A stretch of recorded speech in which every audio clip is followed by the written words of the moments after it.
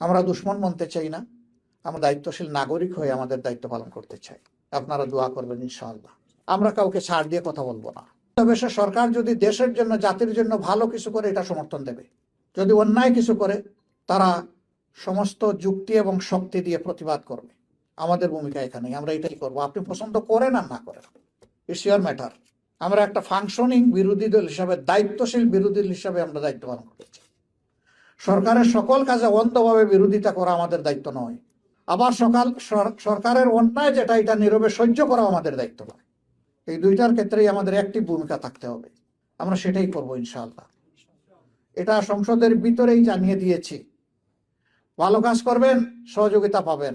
মন্দ কাজ করবেন, অবশ্যই আমরা প্রতিবাদ করব। আমরা নীরব থাকবো না।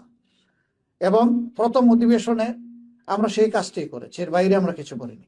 ইনশাল্লাহ বাকি সময় যদি এই পার্লামেন্ট সাস্টেইনেবল হয়, টেকসই হয়, আমাদের ভূমিকা এইভাবেই এগিয়ে যাবে। আমরা বিশ্বাস করি যুক্তির কাছে, সত্যের কাছে, ন্যায়ের কাছে অসত্যের একবার পরাজয় হতে বাধ্য। ফল না পাকলে মিষ্টি হয় না। আবার পাকার পরে বেশি দিন গাছে যদি রেখে দেন, পচে পড়ে যাবে।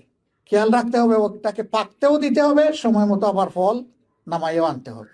একটা বেবি তার মায়ের পেটে জন্ম নিবে, ম্যাচিউরড হবে 285 দিন সে থাকবে, কম বেশি 10 দিন। 4 মাসের মাথায় যদি বেবির জন্ম হয়, ওই বেবি বাঁচে না।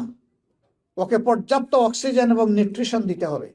এই দেশ আমার, এটা সরকারি দলেরও নয়, বিরোধী দলের নয়, দেশ আমাদের সবার। সরকারি দল আর বিরোধী দলকে, ওনাদের কাছে কি দেশবাসী দেশ ইজারা দিয়েছে নাকি যে বাগবাটুরা করে খাবে? দেশবাসীর পাহারাদার হিসাবে নিযুক্ত করা হয়েছে। জীবন, সম্পদ এবং ইজ্জতের পাহারা দিবে এই মানুষগুলো, 300 মানুষ। এদের মধ্য থেকে যারা পাহারা দিবে, তারা সত্যিকারের দায়িত্বশীল দেশপ্রেমিক নাগরিক, প্রতিনিধি। আর যারা নিজের পেট ভরতে থাকবে, চুরি করবে, বিদেশে মুদ্রা পাচার করবে, মানুষের সম্পদ লুণ্ঠন করবে, ব্যাংক ডাকাতি করবে, এরা দেশের দুশ্মন।